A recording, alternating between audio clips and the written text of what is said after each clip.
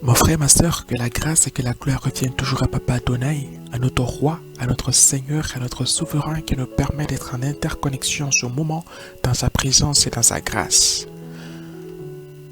Nous disons merci au Père, nous disons merci à Papa Adonai pour la grâce qu'il nous fait d'être en ce moment-là sous la conduite de son Esprit Saint dans sa sainte parole, car c'est l'Esprit qui nous enseigne, c'est l'Esprit qui nous fortifie, c'est l'Esprit qui nous instruit, qui nous donne le réma, la révélation, pour toujours plaire davantage à Papa Adonai et pour toujours marcher davantage avec lui. Mon frère, ma sœur, en ce moment, Papa, par la grâce du Saint-Esprit, a prévu pour nous un thème important dans le livre d'Exode qui est « Laisse-moi diriger ta vie ». Laisse-moi diriger ta vie.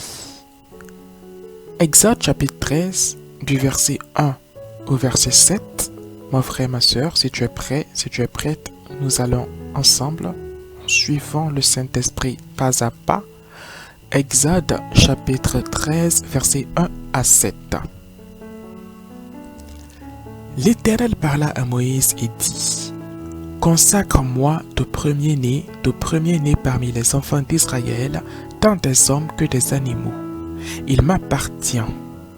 Moïse dit au peuple: Souvenez-vous de ce jour où vous êtes sortis d'Égypte, de la maison de servitude, car c'est par sa main puissante que l'Éternel vous en a fait sortir. On ne mangera point de pain levé. Vous sortez aujourd'hui dans le mois des épis. Quand l'Éternel t'aura fait entrer dans le pays des Cananéens, des Hétiens, des Amoréens, des Éviens et des Jébusiens, qu'il a juré à tes pères de te donner, pays où coule le lait et le miel, tu rendras ce culte à l'Éternel dans ce même mois. Pendant 7 jours, tu mangeras des pains sans levain, et le 7e jour, il y aura une fête en l'honneur de l'Éternel. On mangera des pains sans levain pendant les 7 jours. On ne verra point chez toi de pain levé, et l'on ne verra point chez toi de levain dans toute l'étendue de ton pays. Alléluia. Amen. Alléluia. Amen. Mon frère, ma sœur, quand tu lèves un peu les regards et que tu observes la nature, quand tu regardes les arbres qui poussent et qui donnent beaucoup d'ombre et de fruits, tu te rends compte que tous ces arbres n'ont pas poussé en seulement une nuit. Il a fallu des jours, des semaines, des mois pour que ces petits arbustes qui étaient à l'étape de graines grandissent pour devenir plus tard des arbres ombrageux tels que nous le voyons aujourd'hui, portant de fruits tels que nous en cueillons maintenant. Ces arbres n'ont pas forcément été arrosés par des hommes. Ces plantes n'ont pas forcément été entretenues par des êtres humains. Non, mais quand tu regardes une forêt, tu te rends compte qu'elle a poussé, qu'elle a grandi, qu'elle s'est développée. Tu te rends compte que ces beaux arbres sont là aujourd'hui. Non pas parce qu'un homme a pris soin d'eux, mais parce que Papa Adonai a pris soin d'eux. De la même manière que Papa Adonai prend soin des arbres que tu vois autour de toi, qui grandissent, qui poussent, qui croissent, de la même manière le Père prend soin de ta vie. De la même manière le Père a dans sa main les lignes directrices de ta destinée. Est-ce que tu saisis ça, mon frère? Est-ce que tu saisis ça, ma sœur? Ça, c'est extrêmement important. C'est pourquoi nous devons nous laisser conduire par Papa. C'est pourquoi nous devons nous laisser guider par lui. Car toute chose, il le fait au temps convenable qu'il a fixé. Et dans ce passage dans lequel le Saint-Esprit nous a conduits, il y a quelque chose de très important que nous devons noter. Il y a quelque chose de capital dont nous devons tenir compte. Le peuple était en esclavage en Égypte. Le peuple d'Israël était pendant des siècles esclaves des Égyptiens. Jusqu'au jour où le Seigneur a envoyé Moïse auprès d'eux. Jusqu'au jour où le Seigneur a dit: c'est l'heure pour que vous sortez de ce pays. Jusqu'au jour où le Père a ouvert les portes pour leur dire: délivrance, afin que les esclaves d'hier en Égypte quittent ce pays d'Égypte comme des hommes affranchis. Et Moïse leur a dit, le jour de leur départ, souvenez-vous que vous allez entrer dans un pays où coule le lait et le miel. Souvenez-vous que le Père a promis un pays majestueux et merveilleux à vos ancêtres, et c'est vers ce pays qu'il vous conduit.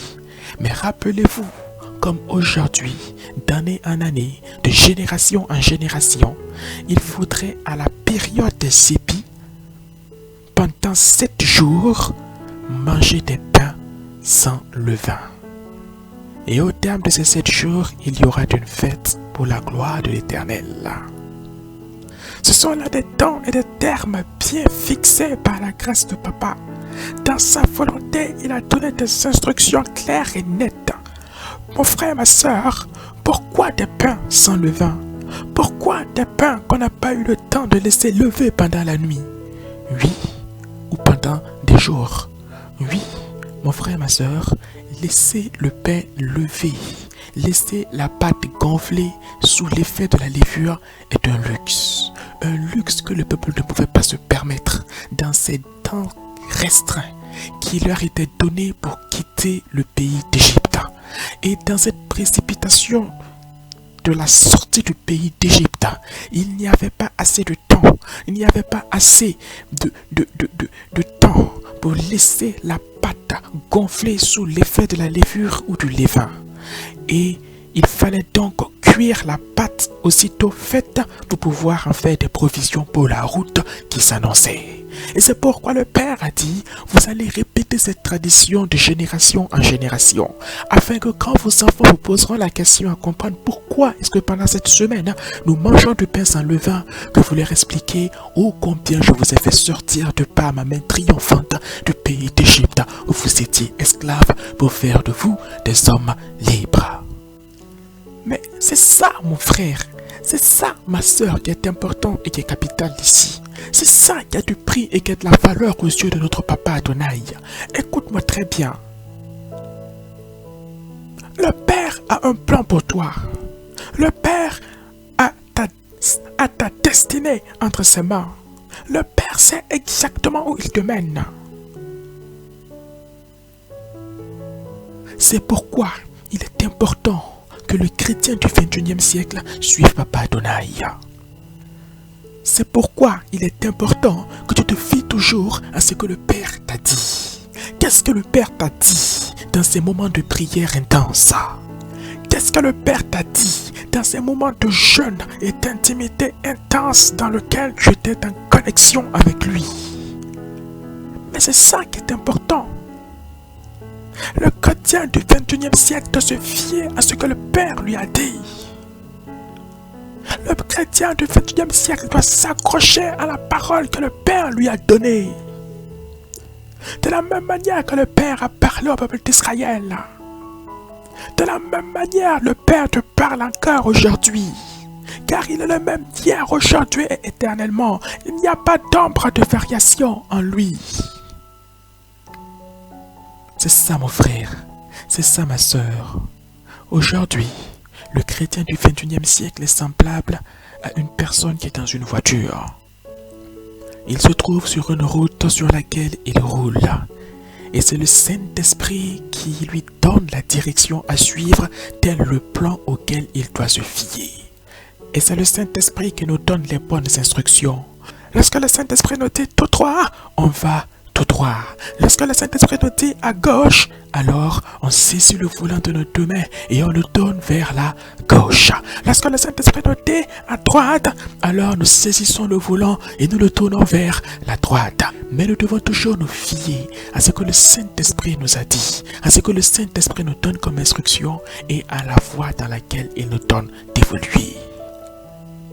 Mais le problème, mon frère, ma soeur, c'est que lorsque tu cesses de te fier à la parole du Saint-Esprit, qui est la carte qui se trouve à l'intérieur même de la voiture avec toi, et que tu commences à te fier aux éléments extérieurs qui sont les différents panneaux de signalisation qui sont au bord de la route, en dehors de la voiture, que l'ennemi a volontairement truqué, que l'ennemi, le diable, a volontairement modifié pour t'introduire ou pour t'induire dans la mauvaise direction, là tu te mets en danger. Et c'est ça le gros problème aujourd'hui. Et dans bien de cas, quand le Saint-Esprit nous donne des instructions, nous avons tendance à vouloir réfléchir. Nous avons tendance à vouloir d'abord cogiter. Nous avons tendance à vouloir d'abord promener les regards autour de nous. Ah, Saint-Esprit, tu dis qu'il faut aller tout droit, hein? Mais pourtant, ça fait le 5e carrefour qu'on vient de dépasser. Ah, et pourtant, Saint-Esprit, les panneaux qu'on a croisés là disent qu'on doit tourner à droite. Ça fait 6 panneaux qui nous disent qu'on doit tourner à droite. Et pourtant, Saint-Esprit, tu dis qu'on doit rester toujours sur la route tout droit. Ah, mais quand est-ce qu'on va tourner même? Oh, mon frère, ma soeur, au moment de tourner, le Saint-Esprit qui est en toi, le Saint-Esprit qui est au-dedans de toi-même, car ton corps est le temple du Saint-Esprit, te dira assurément, avec pleine conviction, plus que tous ces panneaux qui sont autour de toi, où est-ce que tu dois tourner, à gauche ou à droite. Et lorsqu'on n'écoute pas le Saint-Esprit, lorsqu'il dit d'aller tout droit, et qu'on se dit, ah, ça fait trop longtemps qu'on roule tout droit, on va tourner ici à droite et qu'on tourne à droite, suivant les faux panneaux que l'ennemi a mis sur la route, on se retrouve où? Dans le caniveau. Le Père est bon. Le Père est excellent. Le Père est majestueux et le Père est merveilleux. Le Père a pour nous des projets de vie, de paix, de joie, d'amour et de succès. Alors suivons-le toujours. Marchons toujours avec le Saint-Esprit. La direction dans laquelle le Saint-Esprit nous induit d'aller, nous conduit d'aller, allons dans cette direction. Allons dans ce sens, ne doutons pas, ne discutons pas. Lorsque le Saint-Esprit dit à gauche, allons à gauche. Lorsque le Saint-Esprit dit à droite, allons à droite. Et c'est ainsi que de jour en jour, de semaine en semaine, de mois en mois, d'année en année, nous passons du stade de graine au stade d'arbuste, du stade d'arbuste au stade de petit arbre et du stade de petit arbre au stade de grand arbre qui porte de l'ombre et du bon fruit à la gloire du Papa Adonai. Mon frère, ma soeur, que le Père nous conduise et nous fortifie toujours. Que le Père nous instruise toujours dans sa grâce, dans sa paix, dans son amour et dans sa bonté. Car il est le seul qui connaît la fin de toutes choses avant même son commencement. Il est le seul qui, même avant que tu ne sois né, avant même que le jour de ta naissance ne soit arrivé et que tes parents ne sachent à quoi tu vas ressembler, t'avait déjà vu et t'avait déjà connu. Il n'y a pas mieux que lui pour te diriger, pour te conduire et pour te mener à bon port. Que la grâce et que la gloire reviennent toujours à Papa Adonai, que son nom soit et demeure pour toujours béni, glorifié, élevé, exalté, aujourd'hui et pour l'éternité, au nom de Jésus-Christ. Amen.